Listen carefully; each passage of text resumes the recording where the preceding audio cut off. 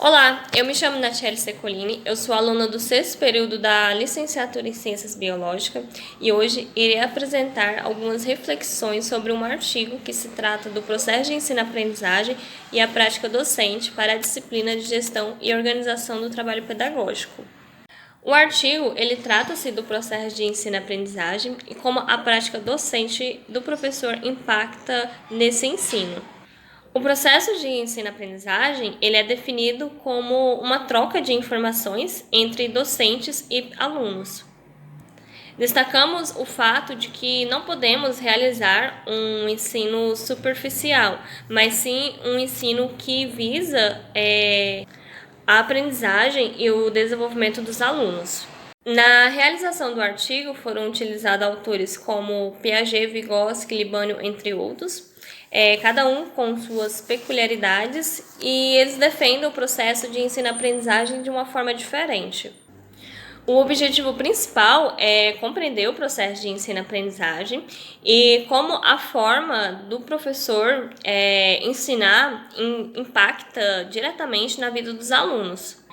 Esse artigo ele foi feito baseado em aulas de uma instituição de ensino. E ele traz para gente que a forma de ensinar uma prática, na verdade, descontextualizada, ela acaba implicando na deficiência de aprendizagem do aluno. E também há uma grande necessidade de uma prática docente crítica, fazendo com que assim não seja impactado as salas de aulas. Destaca-se também a importância de uma formação teórica do docente e como ela deve ser colocada em prática em sala de aula, e como a falta desta contextualização acaba impactando nas salas de aulas. Por meio das observações das aulas, foram possível notar a importância de associar a teoria à prática e como uma boa base teórica impacta diretamente no ensino dos alunos. Libânio diz que os professores precisam dominar esses meios de aprendizagem e conhecer eles e aprender a utilizá-los. O momento mais apropriado para utilizá-lo depende muito do trabalho docente prático. A educação atual brasileira, ela nos traz algumas ligações com a educação grega e ateniense. Brandão diz que a educação grega é considerada dupla, tendo questões que a nossa educação atual ainda não conseguiu resolver. Para a educação grega, a obra de arte mais perfeita é o homem educado. Os gregos, eles tinham a ideia de que todo saber ele se transfere por meio da educação, através de trocas interpessoais. E é a partir da educação grega que surge a paideia, que significa a formação do homem para o convívio em sociedade. Outra maneira de entender a educação é procurar saber o que legisladores, pedagogos, professores dizem sobre ela. Os dicionários brasileiros mais conhecidos, eles definem a educação como ação e efeito de educar, de desenvolver as faculdades físicas, intelectuais e morais da criança e, em geral, do ser humano. A educação ela é um processo contínuo que surge desde quando a gente nasce e vai até as últimas fases da nossa vida. O ato de educar, ele pode ser feito como um trabalho coletivo, mas cada criança, ela precisa se desenvolver individualmente. A Enciclopédia Brasileira de Moral e Civismo defende a educação da seguinte maneira: educação, que quer dizer extrair, tirar, desenvolver, consiste essencialmente na formação do homem de caráter. A educação é um processo vital para o qual concorrem forças naturais e espirituais, conjugada pela ação consciente do educador e pela vontade livre do educando. É possível notar a preocupação com a formação do homem nessa definição. E isso está bem familiarizado com a educação grega, porque a educação grega ela visa a formação do homem com seus valores e princípios. O processo de ensino-aprendizagem ele ocorre de diferentes formas. A função da educação é transformar o sujeito e o mundo em algo melhor, e tendo como objetivo o aprendizado do aluno, a sua formação, como ele vai ser capacitado e de qual forma a escola ela pode ajudar e amparar nesse processo. Lembramos que a escola ela tem a função de não somente ensinar o aluno a aprender a ler e a escrever, mas sim desenvolver ele por completo, desenvolver ele para que ele possa conviver em sociedade, ou seja, tendo a finalidade de desenvolver o aluno de forma integral. O professor, ele é a chave fundamental nesse processo. É óbvio que os alunos, eles adquirem conhecimentos de diversas formas e em diversos lugares, porém, é necessário fazer com que a prática docente, ela faça com que o aluno pense de forma crítica e faça com que ele reflita para poder alcançar uma visão de mundo diferente. Por isso, é extremamente importante um professor bem desenvolvido e amparado pela escola, pois só assim ele vai conseguir aplicar o seu processo, a sua prática docente, de forma que seja objetiva e que realmente faça com que o aluno aprenda. O processo de ensino-aprendizagem, ele não envolve somente a escola, ele envolve também a família, a troca mútua entre professor e aluno.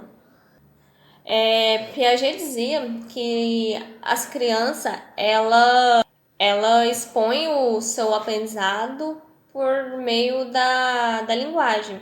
Ele se inspirava em uma teoria que dizia assim: o processo de conhecimento implica, de um lado, a existência de um objeto a ser conhecido, que suscita a ação do pensamento humano, e de outro, a participação de um sujeito ativo, capaz de pensar, de estabelecer relações entre os conteúdos captados pelas impressões sensíveis, a partir de suas próprias condições para conhecer, ou seja, a partir da razão. Ou seja, o professor ele deve estabelecer uma ligação entre o que ele irá ensinar com o conhecimento que o aluno já possui. Sendo assim, fazendo com que o aluno ele tenha interesse no que será ensinado e que ele crie uma ligação entre sala de aula e o seu dia a dia. Segundo Piaget, o desenvolvimento e a aprendizagem parte de dois principais princípios, no qual se trata do sujeito, que busca o conhecimento de determinado assunto, e do objeto a ser conhecido pelo sujeito. Para ele, o processo de ensino parte da organização e sistematização das informações, estruturar e explicar os fatos a partir das experiências vividas. Piaget diz que o principal problema das salas de aula se encontra diretamente ligado ao saber, porque aprender é saber realizar determinada ação e conhecer é ter a compreensão da ação que está sendo realizada.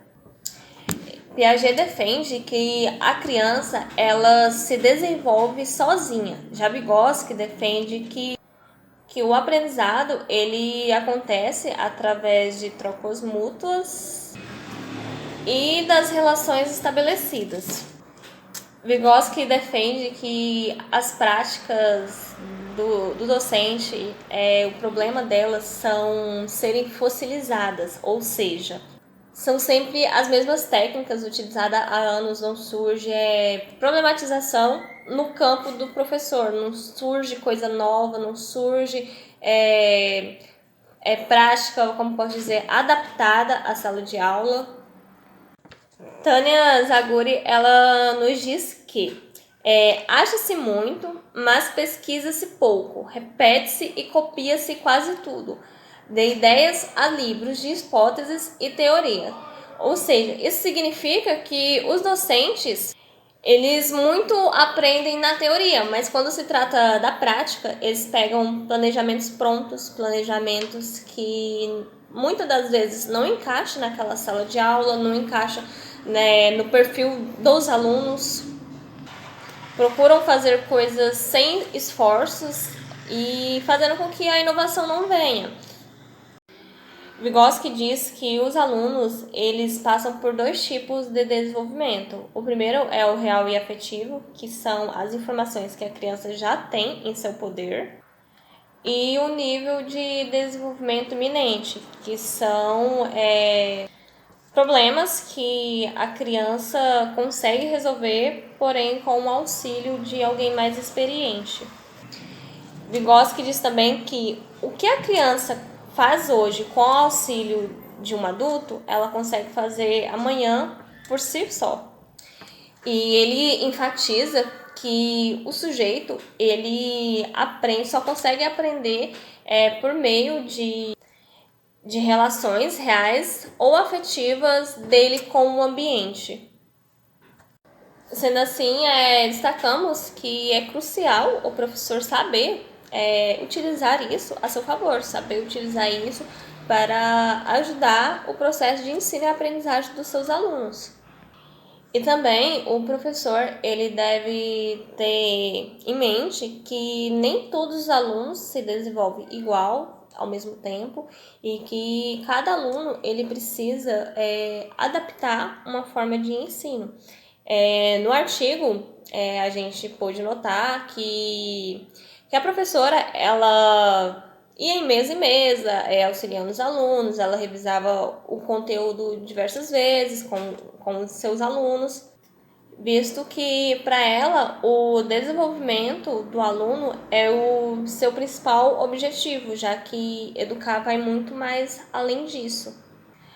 Libânio diz que a relação entre ensino e aprendizagem não é mecânica, não é uma simples transmissão do professor que ensina para o aluno que aprende.